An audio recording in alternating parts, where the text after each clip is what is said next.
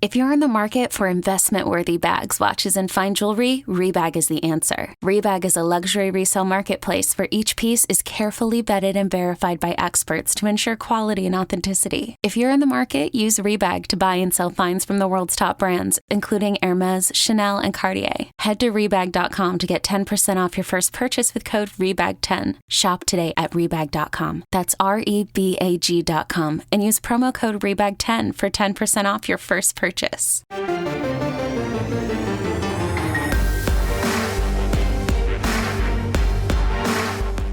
You've discovered your link to GoPowerCat.com's PowerCat podcast. Now, here's your host, GoPowerCat.com publisher, Tim Fitzgerald. Welcome to The Insiders, the PowerCat Insiders podcast brought to you by Blue Mark Energy. Does your company or your employer spend $4,000 or more a year on energy bills? Would you like to reduce those costs by 25% or more and maintain the same level of service and reliability? If so, it's time to speak with Blue Mark Energy. Blue Mark Energy, K-State owned and K-State proud. Hi, boys. Just an average weekend. This is Tim Fitzgerald, joined by Matt Walters, Ryan Black, and former tight end. He's still a tight end at heart, Travis Tannehill. Let's just go around the table here. Everyone had a different perspective of what happened Saturday. Let's start with you, Matt Walters. You were there. How incredible was this victory and the way it transpired? I would say it was off the charts just because K-State did nothing offensively for a little bit more than a half of football. And, to come from behind down 21, I believe that ties the largest comeback in school history against Oklahoma on the road. Now, I don't think it's the Oklahoma of old or the last few years. They're still going to be really good. But, K-State kept playing, kept swinging, started making plays. The defense kept doing its thing, made some plays. And Oklahoma, I don't want to say Oklahoma relaxed. I just think Oklahoma quit playing with the gumption. They thought, yeah, we're Oklahoma. We'll flip the switch when we need to. We'll score the points when we need to, and we're still going to win this game. And K-State just did not allow that to happen. And, I had a call during postgame about the coaches. Chris Kleiman and his staff did a hell of a job. Now it looks like K-State's going to have plenty of depth. There were guys playing that hardly ever had their names said. Kudos to them. The guys stepped up, and that's got to be a pretty satisfying victory in that locker room. Now they just can't come out this week and go flat against Texas Tech, but that was, in my estimation, that was a very, very good win. So was the caller approving of the coaches or still questioning them? Yeah, they were definitely approving of what the coaches have done. What I don't think the caller knew was just how short a time and just what the coaches did in moving guys around and getting them in those spots and trying to have them educated by the time Saturday at 11 a.m. rolled around. Yeah, I looked at that secondary and I went, oh boy, and they played pretty darn well. Ryan Black, I assume you were there in the press box. What was the view like from what you saw, and how did the mood of the press box kind of shift? Well, I'm not sure exactly who it was who was sitting to my left. I know. Okay, he said that he was working for Sooners Digest. I don't know which affiliate that is. I don't know. But like the entire game, he was like one of those chatty people. And you could tell as the game went on, like he was like one of those cracking jokes guys and this and this and that. And then it's like Oklahoma started to blow this lead. He was saying like, well, blah, blah, blah. Like he was just like in complete disbelief. Really, as was I. I think it's one of the things when you see it come back like that, especially given this compressed time span. I mean, we're talking about the last 17 minutes of the game. It's not as if K-State, did this, at falling behind 21-0 after the first quarter. I mean, they came back for 21 points in the last 17 minutes of the game. And so I'm just saying it's one of those things where if I had not been there to see it myself, I don't know if I would have believed it. I really don't. It was pretty remarkable. Three touchdowns, less than 3 minutes to go in the third quarter, and they found a way. And Travis Tannehill, as a former tight end, you had to love the play calling when they got rolling. They were throwing it to any and everyone, spreading it all over the field. and really stressed that OU defense, and it honestly kind of collapsed them because all of a sudden running lanes opened up and things just fell in place. Yeah, I mean, offensively, that was kind of the tale of – not necessarily a tale of two halves, but, I mean, that was as bad as we've seen that offense look early and then as good as we've seen them look late. The passing game went well. We got some great, passing production out of Deuce Vaughn out of the backfield, which was huge.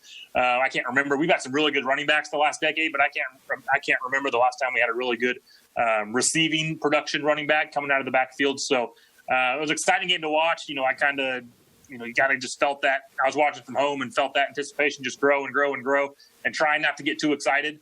And then next thing you knew, we won. So it was an exciting, just the tone in your voice, Fitz, compared from 1 week ago. Oh, no. was somber, sad. There was no football on. There was nothing to talk about.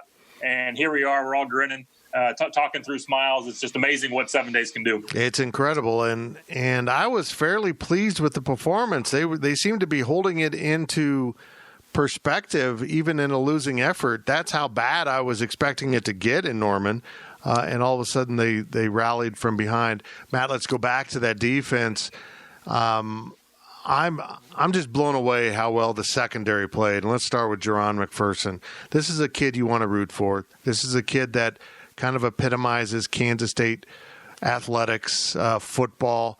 But he's also been banged up and injured and missed that opener. And he was a force with which to be reckoned in this game against Oklahoma from start to finish. And he seemed to me to set the tone that everyone else on the defense eventually adapted. He was hitting, he was running to the ball, and he was playing with a great deal of spirit.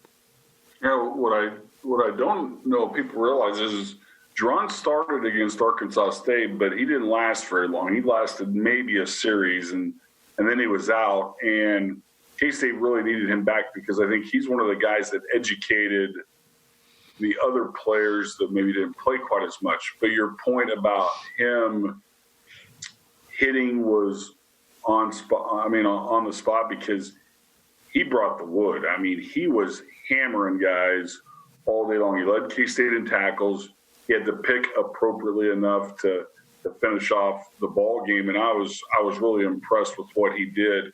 He doesn't look like your typical Big 12 safety, but boy, he played lights out. And I think Fitz about the job. Somebody like Echo Boydo doesn't play very often at all. Doesn't get his name said very much.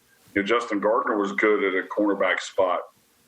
I thought Khalid Duke did some really good things. I mean, from the front to the back end of that defense, K-State played. They stuck together. They didn't really give up the bomb. I think Oklahoma hurt itself by not trying to go deep more with the speed of, guys like Rambo and so forth. But K-State's defense was tremendous.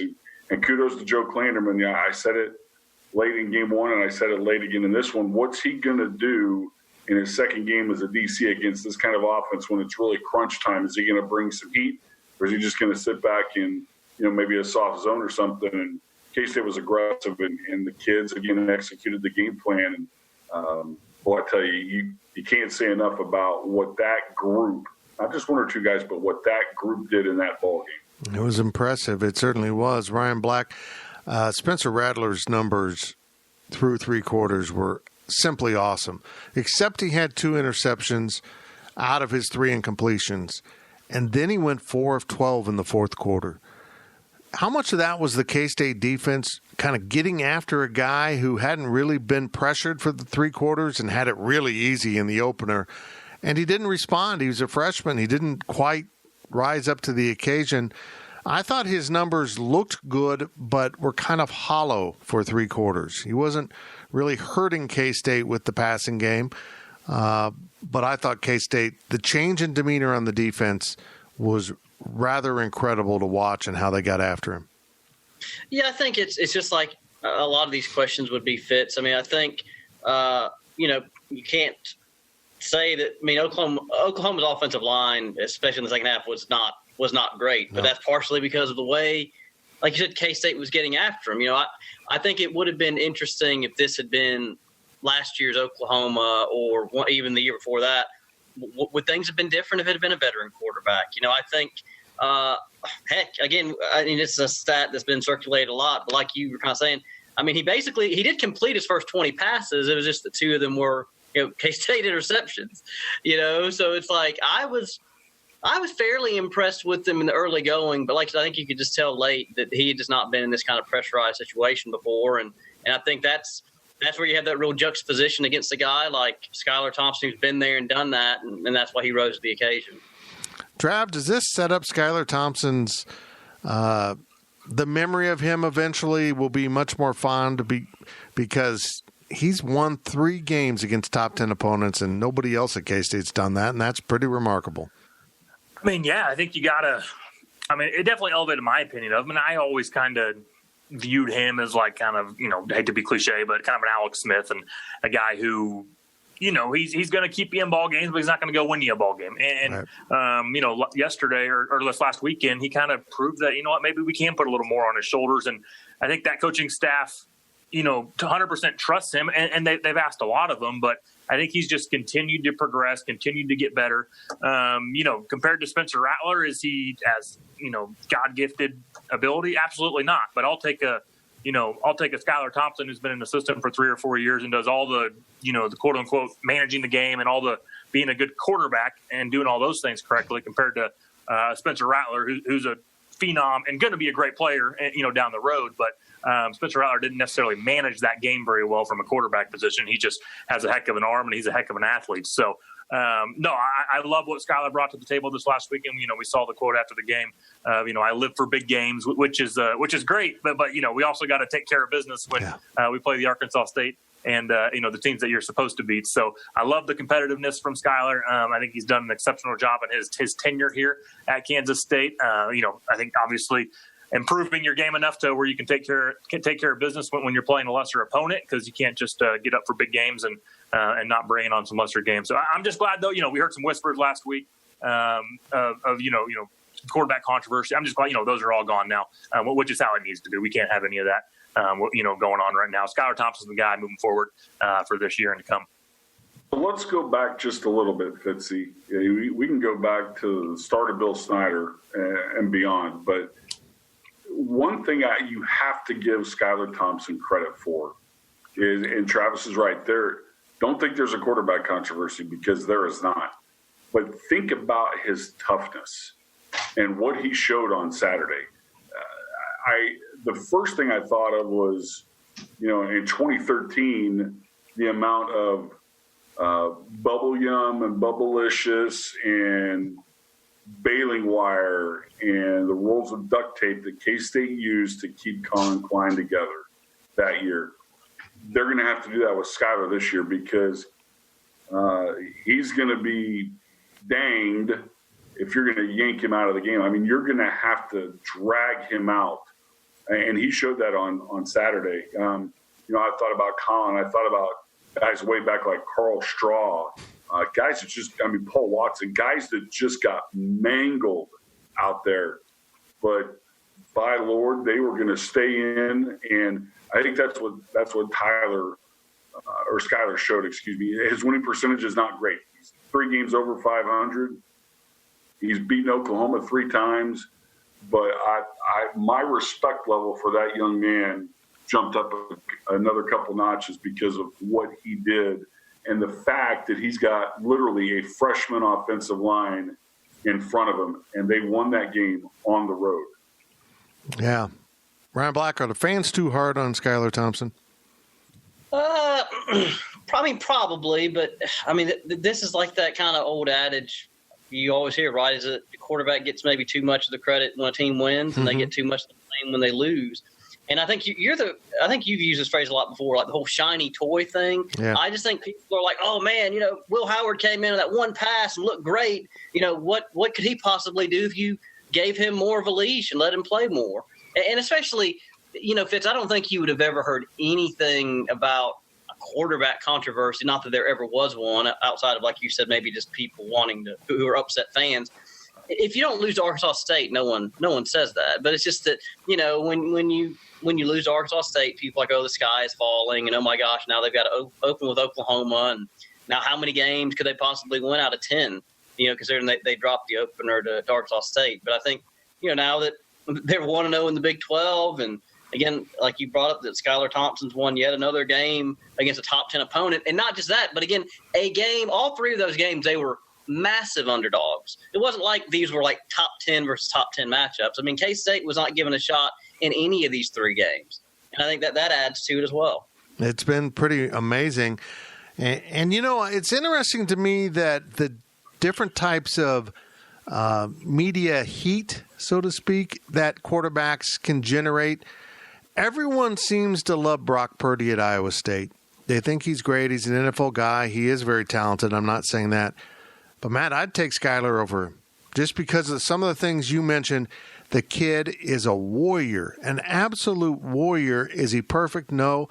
But then again, I've never seen him throw an interception quite like what Brock Purdy did on Saturday. That is basically unforgivable as a quarterback to throw that ball.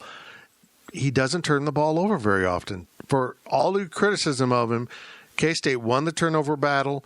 He didn't really make big mistakes against Arkansas State. He just wasn't as finite as you want. I would take Skylar over Brock Purdy.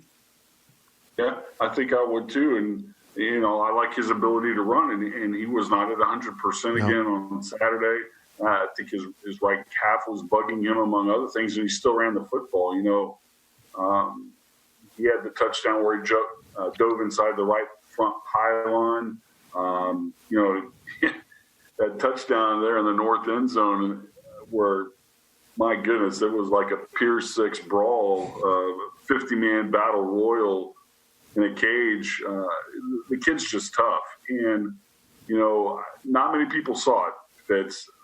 I did because I was there, because, Coach and the players came down to the field. But Skylar was the last Wildcat into the locker room, and Denzel Goolsby was in the stands, and Skylar was crying his eyes out. I think that's probably the biggest. That one's bigger than last year, if you ask me, just by his reaction. But the kid is, he's not perfect. He's not the best quarterback K-State's ever had, but as tough as nails. And I tip my cap to him because K-State pulled victory from 21 down, and still shaking my head about it today. Okay, other guys, is my hot take good or bad? Skylar Thompson over Brock Purdy. Oh, I don't know. I mean, they're just different. They're just different players. I mean, Skylar compared to Spencer, they're just different. I mean, man, that's tough. I love Skylar. He's a great guy. And, just kind of how this game played out. I mean, I think Skylar Thompson wanted to win. He just wanted it more than Spencer Rattler, really that whole Oklahoma team. So, when we take away the physical attributes and the physical skill set, a lot of times it's just who wants it more and who refuses to lose. And I think that Kansas State team embodied that, which, comes down from top-down leadership, and Skylar's the leader of that offense. So I think, that leadership style has a huge effect on it. So, I mean, I love Brock Purdy. I think he's great. I think he's going to be a pretty solid NFL quarterback. But I don't know, at the college level, I think I'd probably take Skylar just because of those intrinsic leadership attributes that he brings to the table. Said like a Snyder player. That's what I want to know is what are the parameters of this? I mean, you talking about like as a college quarterback? Yeah. Potential. What's the question? I just want to make sure I'm answering. Yeah, I mean, fitting into a college system like Skylar does, I think Brock Purdy is going to play in the NFL. I don't know how prominent he'll be, and I don't think Skylar is an NFL guy. But if I have a college program, I want a guy like Skylar who's going to be a warrior like he is. Well, and I mean, I feel like with everything we've just discussed, you can't argue with his results. Yeah. I mean, I don't, off the top of my head, has Purdy even beat a top 10 team? Off the top of my head, I don't know. I don't think he has. I mean, I know they upset Oklahoma a few years ago, but I don't know if he was the quarterback yet. He's going to get a chance at Oklahoma on Saturday, so Skylar just did it. Can Purdy do it at home? We'll see. Yep. I think Oklahoma's susceptible right now. I think Spencer Rattler, K-State showed you get after him, You don't know what you're going to get from him, and they really got after him in the fourth quarter. We will see. Well, that's it for the first half of this week's Insiders Podcast, sponsored by Blue Mark Energy. We will be back on the other side with more discussion of Kansas State football. The Power Cat Podcast will be right back.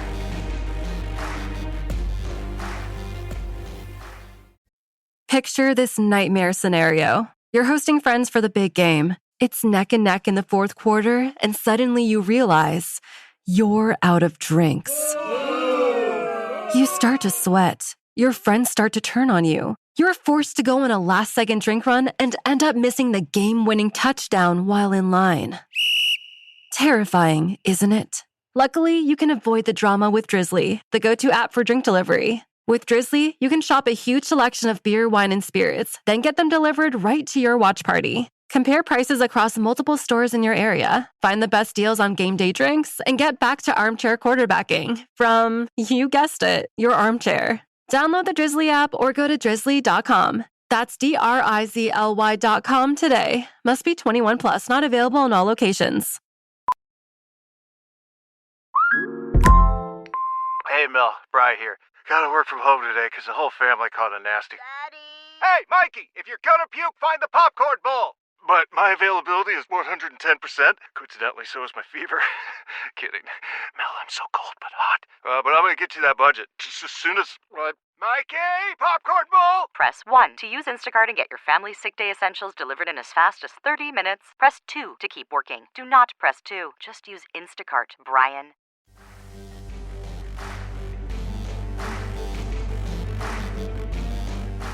We now send it back to the Power Cat Podcast. Welcome back to the Power Cat Insiders Podcast. Tim Fitzgerald, Matt Walters, Travis Tannehill, Ryan Black in our virtual studio. Matt's in a really nice-looking office. Ryan's at home, and Tannehill is not showing us black screen. Yeah, he my phone's dying. I had to plug it in and take my microphone out. So we're plugged into the USB at the moment. Sorry, Chris. That's all right. That's all right. I like thinking that Travis is like talking to us from another dimension. Yeah, like we don't know if he's really there still, but he does answer once in a while.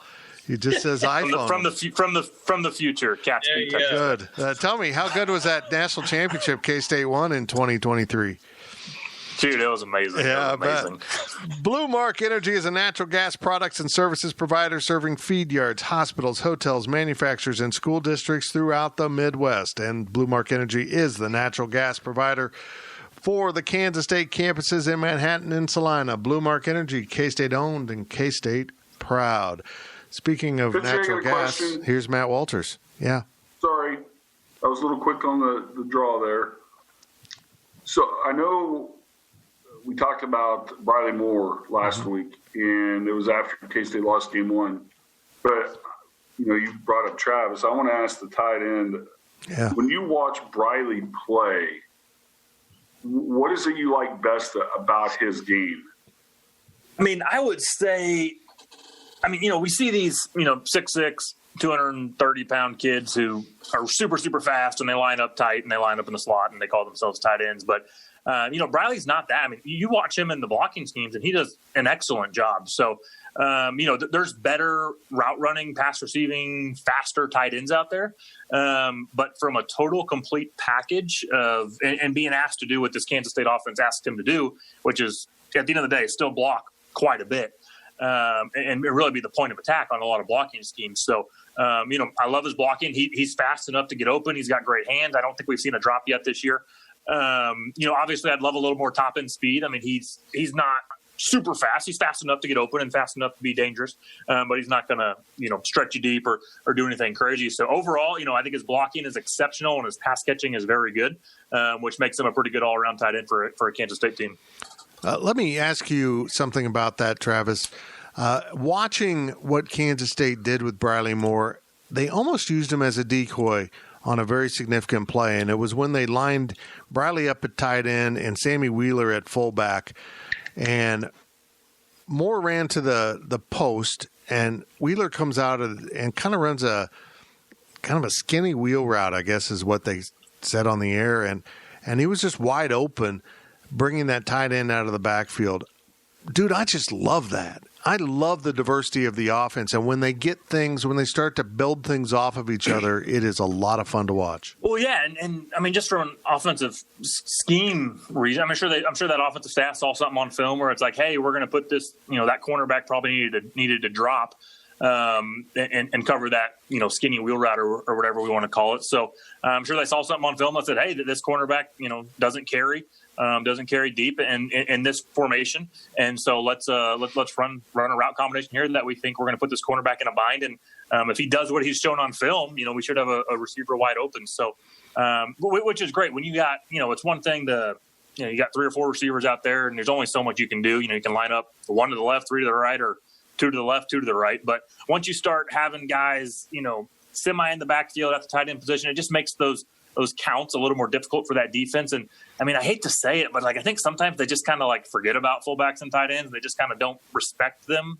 and respect, us throwing me into that equation, just because, we are a step slower than the wide receivers of the world. So I think they just kind of get lost. They get lost behind the linemen. They get lost behind the fullbacks. So it is nice to see a little bit more of that out of that backfield, out of that tight end position. Because, you can create some great matchups and some great route combinations and some big plays. And no, they're not going to go for touchdowns, but they're going to go for 15, 20, 25-yard chunks, which is huge plays. Hey, since this segment's already turned into the Ask Travis thing, there's something I want to ask Travis. I'm just saying, you've already got the first 2 questions, and they one each from Fitz and from Matt, so I figured I could get one in. Perfect. When you were named All Big 12, do you at least get a plaque or something for that? Or is that literally they just say, oh, you were All Big 12? Do you get any physical recognition for that? I mean, I think K-State made me up a little something to put in a frame, like a printed certificate. There's a gift certificate. There's no it's on a Xerox. I mean, they ran off a piece of paper, put it in a $1.99 frame, and said, "Here you go." Yeah, so, no, he got a 9-foot statue or anything. I'm not saying he should have got a statue. I'm just saying the Big 12's got money. They could have printed them all. I mean, they could have made him a plaque. I mean, he's a tight end. What are they going to give him? I mean, give him a Snickers and a pat on the back and say, "We'll see you." Thanks. He said, "Come on." Yeah. It's not like he's the shiny toy in the offense. He's a tight end, and he had no hands. Oh, come on! I just had really good wide receivers around me, and he just said he was we're a step slower than those wide receivers. No, you're really about 4.5 steps slower. Shoot.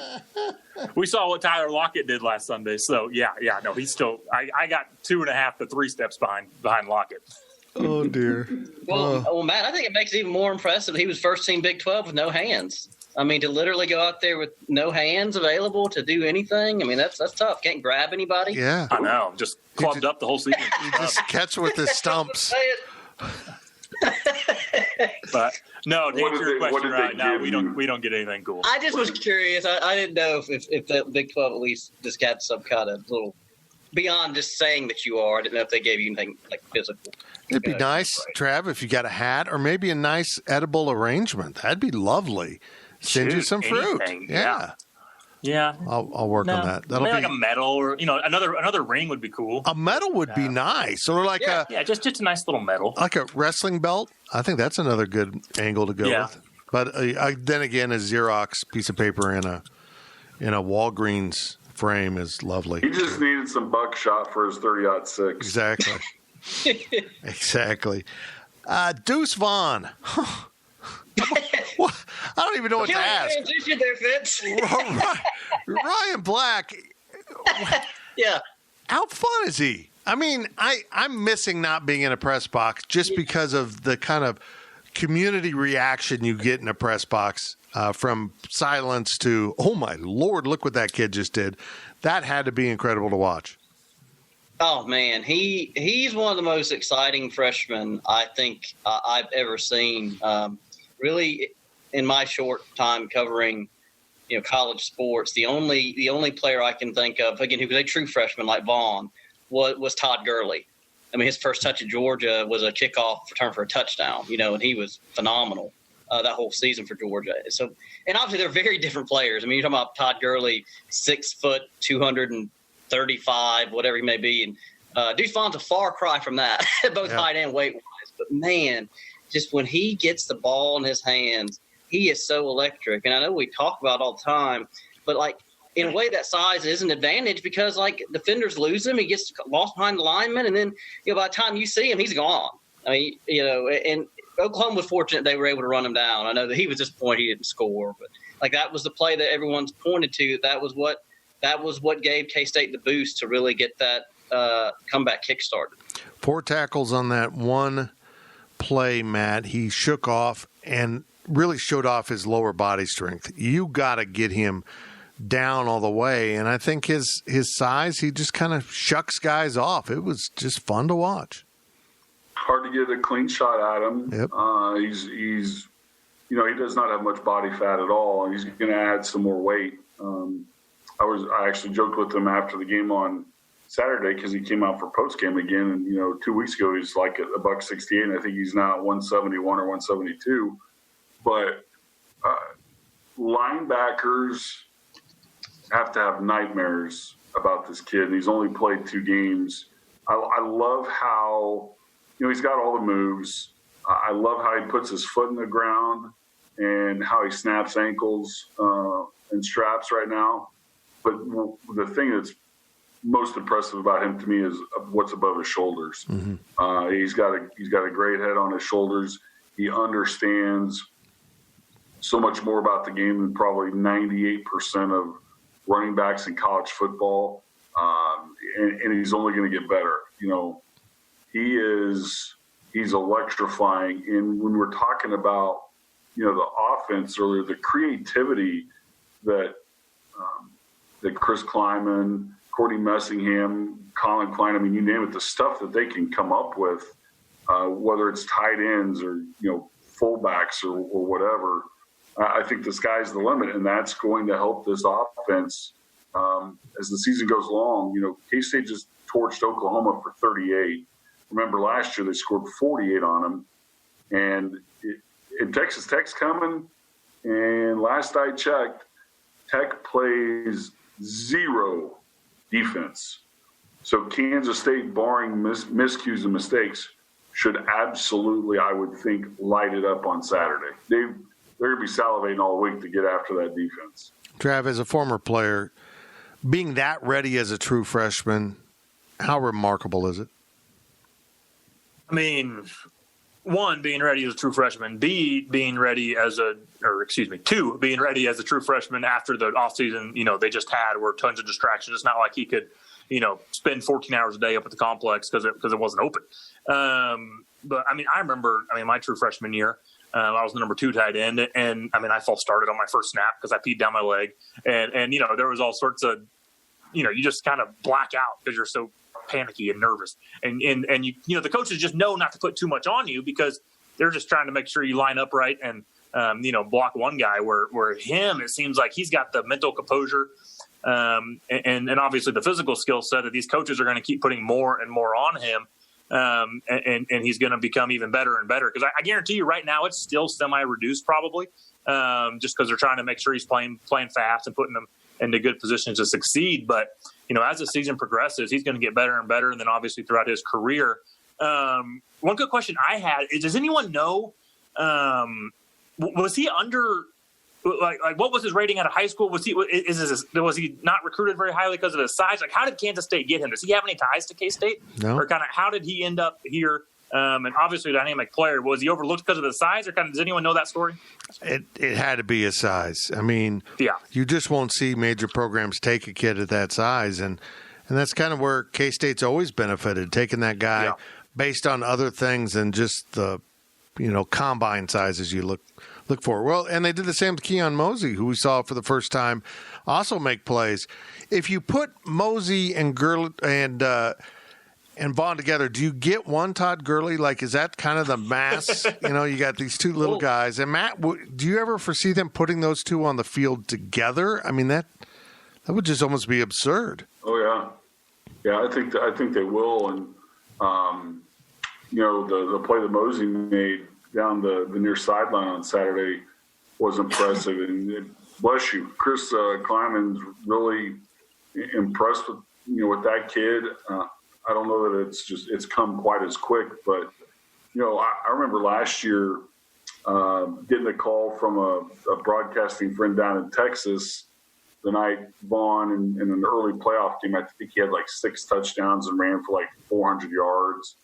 That was the first of many calls saying you guys are getting a whale of a running back. They're both a lot of fun to watch. They really are. Travis, I just remember that he was like a consensus 3-star recruit, which is not bad. So certainly, like I said, not like 5-star, highly touted kind of guy in that regard. Yeah, but in my opinion, a 3-star at a high school should not start for a Power 5 conference as a true freshman. That's not the normal trajectory. Which, props to Kansas State for, overlooking his size and overlooking his weight. And, at the end of the day, if the kid can play football. But, I was just curious, does his dad, have any connections here? A lot of times some connections are the reason, a kid ends up at a certain university from an out-of-state situation like that. So glad he picked us. Glad K-State went after him. Excited to watch him play over the next 4 years. Yeah, I got it. Matt, I'm glad that you brought my guess is, guys, that the coaching staff knows. I might have to ask. It's a good question, but since Dad's an NFL scout for the Cowboys, I think the coaching staff probably knows him from on-campus combines and so forth. So they probably met him some time ago. I was just saying, Matt, I'm glad that you brought this up about his maturity because, the couple of times that we've already got him on Zoom calls, that's the thing that has just blown me away. Is just how sharp he is. And I didn't know how many true freshmen have you ever come across when you talk to them that they just seem that mature for their age in terms of understanding of the game and things. It's rare. Not many. It's special. I mean, he already, because of his dad, he studies film like crazy. And really came with a good understanding of what they're trying to do with the running back position. It's been remarkable, and the best news is this season doesn't count towards his eligibility. This is a freebie. It's crazy. It's absolutely crazy. Speaking of crazy, Khalid Duke is as good as they said he was going to be. And I have no doubt after watching him play that if he had been able to go against Arkansas State, K-State would have won that game. He makes that kind of difference, Matt, on the defensive line. He was completely disruptive at times. Yeah, he and Wyatt Hubert, I think they did a good job with their speed off the edge. They gave the tackles for Oklahoma some fits. Khalid Duke's going to continue to put on some size. He's already got some moves. I mean, he used some spin moves on Saturday that were pretty impressive. And again, another player. I think the sky's the limit. One of the biggest things I pull from that game on Saturday is just the amount of depth that K-State created. When they get everybody back, when they're at full strength this year, if they get to that point, Chris Kleiman, the assistants, the coordinators, they're all, I would think, going to feel comfortable sending whomever it is out onto the field. A lot of players were good. One of the guys that nobody really is talking about is Jalen Pickle. I mean, that kid got thrown into being a starting defensive tackle for this game. I thought he was really, really solid throughout this game. Batted a ball early, forced one of the interceptions. He's a guy that's added 35 or 40 pounds. The Cimarron product is he was as good early as McPherson was late in the game. I agree. Trav, they're now 2 games into this pandemic season, and they've already proven that every game's different. I mean, if it all comes down to your preparation and how you perform and how focused you are on game day. But I feel like they have a real opportunity here with Tech and TCU, and then is it Kansas after that, to really get into a groove here now that they're 1-0 in the conference. This is a big chance here to come home and really get ahead of steam going. Yeah, I just hope. I mean, the one thing I somewhat worry about, and hopefully, I know Coach Klein is preaching the right things, and hopefully those players are listening to it, and the player leadership is resonating that throughout the locker room. But I mean, that OU team was not a traditional OU team. I mean, I don't. They're definitely not a top 5 program in the country. Their offensive line did not look very good at all. Their defense was, as normal, which is average at best. So didn't have very good quarterback play. So not to take anything away from the win, but I mean, if Kansas State gets a little big-headed again, like they were going into Arkansas State, they don't, for whatever reason, they don't play well or 2-game track history here. But they didn't play well when they came in as the favorites, and then now they might have that head full of confidence again going up against the Texas Tech team. So I mean, I just want them to make sure they understand that was not a top 5 program in the country that Kansas State played on Saturday. So making sure they're staying humble, they're working hard. Texas Tech's going to be a formidable opponent. Their offense is going to put up some yards. They still don't play defense down there, which will be fun for Deuce Vaughn and Skylar Thompson. But I just hope they're keeping a good head on their shoulders. They're not getting too big headed, and they're putting in the preparation. Because, like you said, I mean, this really, when you look at the conference thing, Texas lost. So I mean, in my opinion, it's wide open. I mean, anyone could run this thing. Anyone can beat anyone this year. Especially with the pandemic and especially with how things are looking, that OU and Texas both might be slightly down. So should be a fun year. You just got to get up for every game and put the preparation in that week. Now, Ryan, I don't know if you have a rant here, but no. Every trip to Oklahoma for me, something stands out. Any Oklahoma adventure stories to tell this time? That's a no. That means no. He's from a different South. He's from the Georgia area, so Oklahoma might as well be like Alaska, the catfish. I see. Yeah. Yeah. Well, I was going to say, Fitz, you talk about like the press box murmuring stuff. I did notice just overhearing after the game that it seemed like the Oklahoma beat writer folks kind of feel like that this team will not lose. They will not be able to avoid losing at least 3 games this year. Well, referring to Oklahoma. That's where I'd put them at. Yeah, I'd put them at there. I think they're about a 3-loss team. Which defense is missing a guy named Kenneth Murray. Yeah. Yeah, they really are.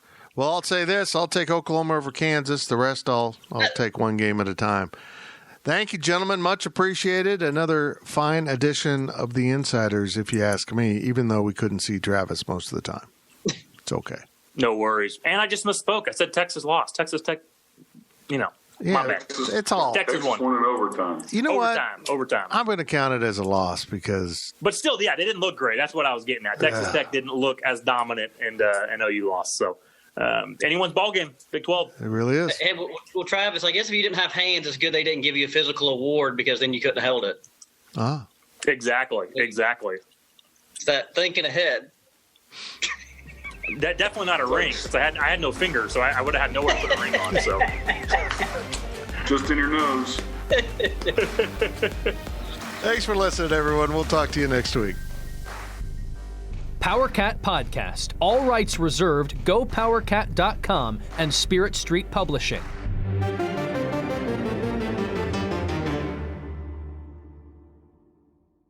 With Blue Link Plus, you can access your Hyundai Tucson Limited remotely. Doors unlocked, temperature set, lost car found. There it is. Get complimentary class-leading Blue Link Plus. Call 562-314-4603 for complete details.